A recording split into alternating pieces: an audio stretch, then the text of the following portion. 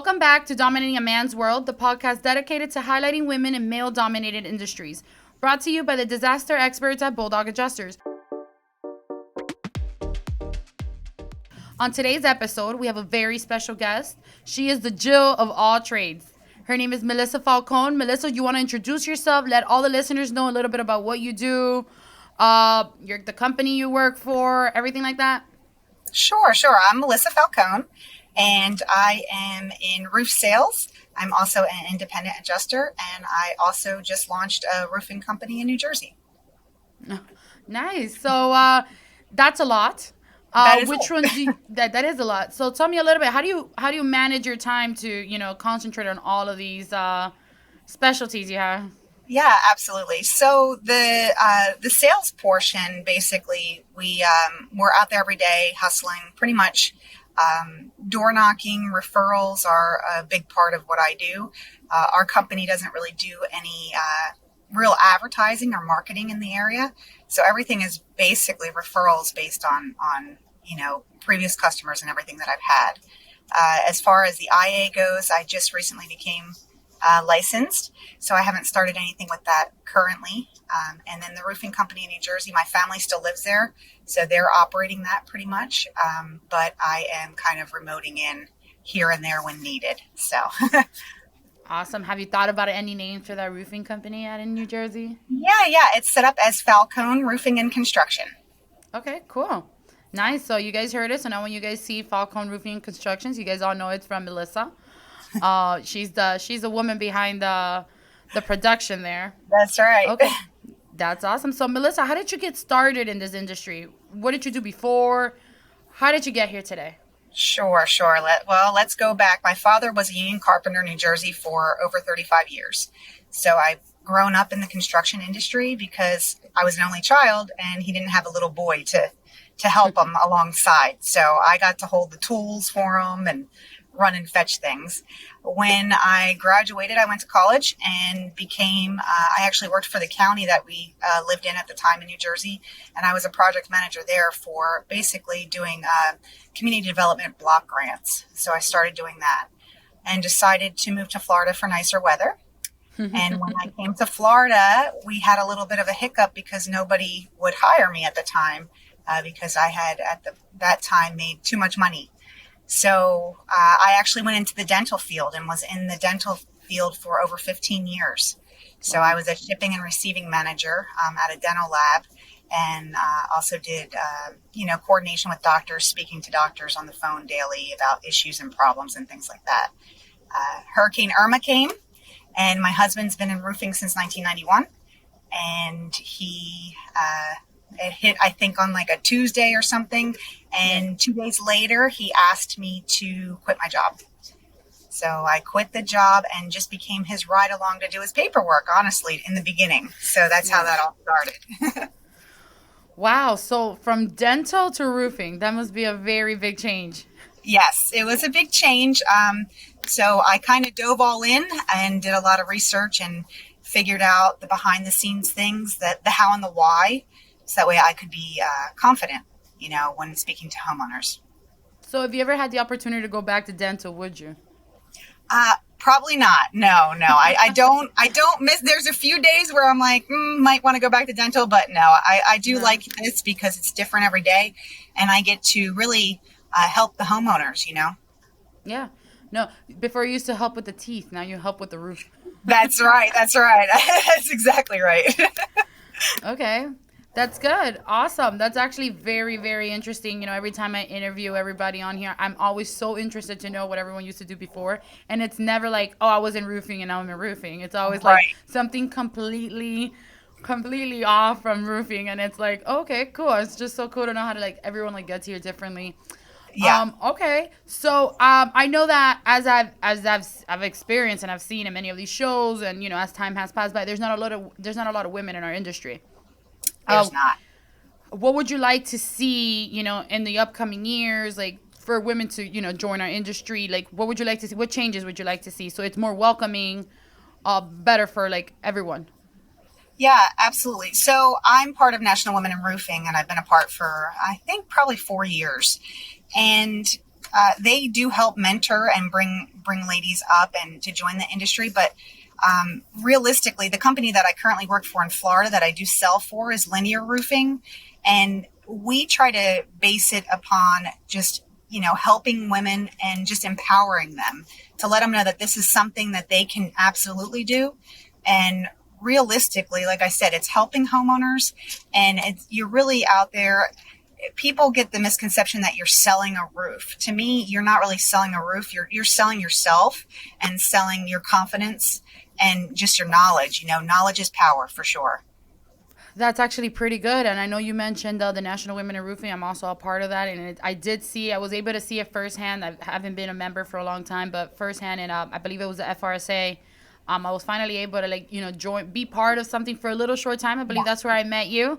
It was great to at least, be able to hear from other women in the industry and how, we can help one another and how we can help others as well that were in the show. But yeah, I think that's a great organization, what they're doing. That's definitely a good change in the right direction for the upcoming years. So that's good. I'm glad that you're a part of that as well. Yes. Awesome. So I know, also as women, we have our good days, our bad moments. In this industry, what was one of your best moments you've had? Best moment was actually I ended up helping out a local church here. So I got involved. They were having several leaks on the roof, and they just asked to come and, overall and see it. They were trying to realistically just do a repair. And I was able to look at the whole entire project, and basically they ended up going through the claims process.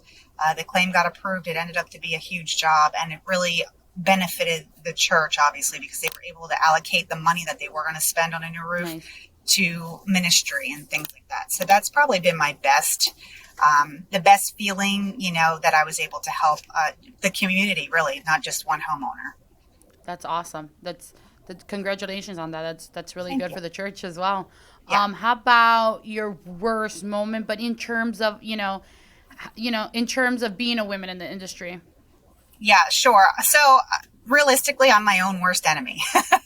You have your good days and your bad days. And, it all boils down to self-esteem, self-confidence. I can tell you that, we, like I said, rely heavily on door knocking and things like that to get our name out there. And when you knock a door, you never know what you're going to run into. So It's interesting, the pushback and things that you get. They're always thinking somebody's out to scam them. Really, like I said, I'm just trying to help and, just let them know what I'm seeing from the ground before I even get up on the roof, So, you have to keep pushing through daily and not let something like that give you a hang up. You just got to, ignore it and go on to the next one. Okay. That's some great advice. You ladies heard it here first. Just be strong about it. Just move on. Don't let them, push you down. You got to have self-confidence and do not be your own enemy, basically, That's right. So with that said, how did you know you were ready for this? Like, how did you know you were strong and built for this position, for roofing, for this industry? Honestly, I have to remind myself every day. Before I go out the door, I have to build myself up in order to just feel the confidence, to get out there to do it. My husband was the one that really pushed me into the living room with the homeowners. Like I said, I was riding in the truck originally, just doing paperwork in the truck, and that was my comfort zone. So you do have to get a little bit uncomfortable in order to do it. But once you do, the satisfaction of it is, just you get the next one and then the next one and then the next one. So tell me a little bit about that. How was your first experience when he first took you out of that truck, out of your comfort zone? How did that first experience go? I was nervous as could be. It was an older couple. And the reason why he brought me into the living room was because they had a Corvette and I also have a Corvette. So he thought there would be some commonality there and it might help him. So he brought me in there while he was doing the inspection. He left me by myself to deal with these two homeowners. But I had heard him go through everything probably for at least 6 months prior. So I knew the verbiage and things to say properly, but ended up signing the deal. And, after that one time, he got back to the truck and said, see, it wasn't so bad, was it? There's actually a funny story. My boss always tells me, like, the first time he went to go sign up his first claim, he was sweating so bad all over the contract. He's like, I have no idea how they signed up the contract with me. He's like, I couldn't stop sweating. And then he used to always tell me that. So when I, as a PA, when I went to go sign my first client, I don't even know how they signed up with me. It's a contract I've read a million times because I used to work in the office before I worked out in the field. So I've read it a million times. I understand it. When the client's like, can you explain the contract? I just stared at them blankly. Like, I couldn't even remember what was on that contract. I was stuttering. And I was like, and then finally they're like, breathe. I was like, okay, I got this. And I explained it, and they're like, okay. And they signed up with me. They're like, I just wanted to hear. He's like, you just looked a little nervous. I just wanted to hear you, like, talk about the contract. I'm like, great. But, yeah. But after the first one, it's like streamlined. Right. Absolutely. That first one, once you get through the stuttering and the sweating and all of that, you're able to make it work. Yeah, this podcast is powered by the disaster experts at Bulldog Adjusters. As public adjusters, our team has helped thousands of homeowners across the country recover millions of dollars in their property damage insurance claims. We're proud to bring you this podcast and hope you enjoy listening. Actually, another question just to tie off of everything we were just talking about before we put the topic behind us.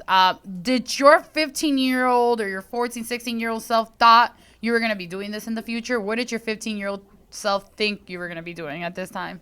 Oh, no. 15-year-old self, I wanted to be a marine biologist. So marine biologist. Even close. Wow. That is nothing. That is way left field. Correct. We're talking about water versus roofs, it's you. And did you ever go through the motions for that? Like, did you go to school for that? I did. That's what I was going to college for originally. I got certified when I was 16 for scuba diving. Again, something that at that time, because I am a little bit older, at that time, it was very male dominated. There wasn't many women that were doing it. And every time I would go out on a scuba dive, I was the only female. So so from the age of 16, just putting myself out there to do different things like that. But I did go to school for 2 years and started down the trek of the marine biology, and then just said, I've got my degrees and I'm done. That is actually very interesting because on my first episode where I would kind of like introduce myself, before I even thought about any of this, I thought I wanted to be an astronaut. I had always liked space. So I told myself, I want to go up there and I want to be there. And as I got older, I was like, I do not want to be there and I do not want to go up there. It's just as a child, it looked so interesting. I was like, oh yeah, I want to see the moon. I want to see the stars. I'm gonna discover a different planet. And now I'm like, yeah, I didn't discover a different planet. Let somebody else do that. Yeah, let somebody. I'll watch it on TV when they discover that. Yeah. But yeah, also very male, dominated industry. You don't really see, well, I think just until recently you started to see females going to space, but I don't think before there was many of them. Yeah, there wasn't too many. Well, Melissa, so what do you do in your downtime? Apart from roofing, apart from sales, apart from opening up your own roofing company, your IA license, what do you do in your downtime? Downtime. So I like cars. So I do, we like to go to car shows and things like that. Baseball, big sports person. So cool. Like to go to baseball games and go to them live. I like live games better than watching on TV. Oh, yeah. And, basically anything having to do with animals, love animals. So I've thought about volunteering for, rescue horses, basically, to help out on a ranch that's about 20 miles from my house. So working on possibly doing that in my downtime, but there hasn't been much of that lately. So then you could start racing horses as well. Right. Why not? The Jill of all trades. Yeah. And then you wrap your Corvette with your roofing company, Yeah. So what do you think you're doing in this industry that other women are not? Realistically, I think everybody in the industry really is on the same page. They go about it the same way. And what I like too about National Women in Roofing is with the mentorship, they're able to help you. You could call up any one of them and they will give you answers Nice. quickly, so it's very nice if you've got questions.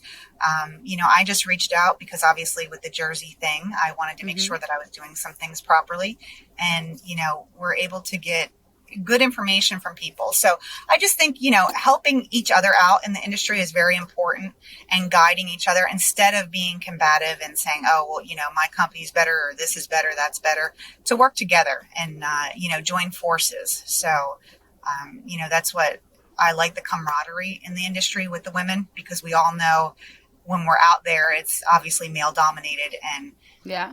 knowledge is power. If you don't know what you're talking about, the guys are not going to respect you. So, Oh you've no, got, 100%. You yeah, got to bring the knowledge to the table. that's right. The looks just go a certain distance, and after that, if you don't have the knowledge or anything, it's just not. You're not gonna. It's not a fake it till you make it, because you're gonna break. So Exactly. yeah, honestly, there's just so much you could cover up without knowing what you're talking about. Yes. So Yeah. And that's what, you do your research, and if you know the steps and the procedures, then, you'll be respected. okay, cool. Yeah, same thing in Jersey. If you need any help with any of like the claim processing side of it all, you could ask me some questions. We do claims in Jersey as well. So Perfect. yeah, I'm Absolutely. licensed there as a PA. So if you ever have any questions regarding that or how to move something forward, you could just let me know. I'll help you out. Yeah. Absolutely. Thank you. No, of course. Also, just a side question here. Are you going to the Grace and Grind show, the conference? No, I'm not. When is it? I read online it was like October, I believe 17 to 19. It's in Dallas, and it's like a women conference. It's like all women. I did see something about that. Yes, on Yeah. one of the Facebook blogs. Yeah. So Yeah. maybe I might be doing it. It sounds very. I was looking at the agenda, and I spoke to, I believe, someone at the conference, and it sounds very like Zen. There's like a meditation to begin the Nice. day, some yoga. It's not like show, class, class, class, class. There'll be a few speakers, but it's very like there'll be like a pajama party. There's like all these like mellow Zen things, and I'm like, great, my anxiety's gonna be like off the roof, because as I'm like in yoga, I'm gonna be thinking about the claims I gotta settle. Right. but Right. Exactly. but yeah, it sounds very Zen. It sounds very interesting, actually. Yeah. I'll have to look into it for sure. All right. Awesome. So, as we're coming to a close here, do you have any advice you want to share with all the women in the industry? Just, like I said, put yourself out there. Give yourself the momentum to step out that door and just go be yourself, really. Like I said, in the sales portion that what we do, you got to sell yourself, sell yourself, be helpful. For lack of a better term, I just say be human, be kind to somebody, and it goes a long way. So, the current company, Linear Roofing, that we're looking for, we're trying to build like I said, an all female sales team. So we're really trying to have team building things happening, here in Brevard County. So we're trying to build that up in order to build the team. My husband and I help lead the team. So, and it just starts basic knowledge, training them up. I don't necessarily need somebody who knows roofing. As a matter of fact, I like the fact when they don't know anything, because then we Yep. get to train. So it's much easier.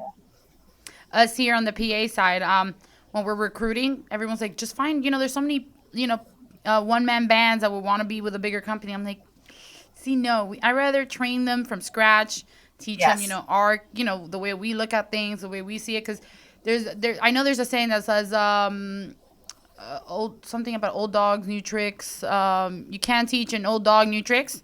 Correct. Once they're on they're hooked on their ways. Like, even if I try to teach them, like, hey, this is easier if you do it this way. You can get rid of their tape measure sometimes. I'm like, there's a laser. You could just measure this way, and they're like, oh, Right. but I'm good with my tape measure. And you see them like with the tape measure trying to measure countertops and stuff, and I'm like, oh goodness.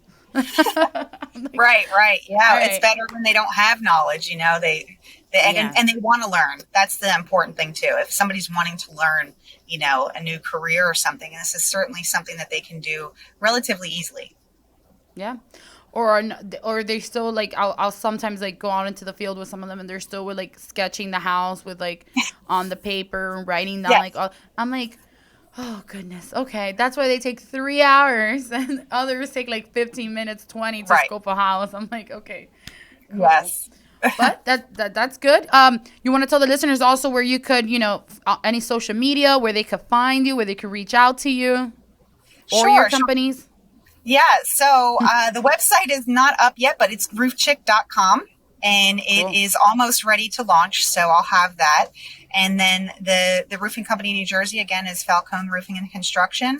And that is, obviously in its infancy, but we're getting ready, to launch and be a little bit bigger up there.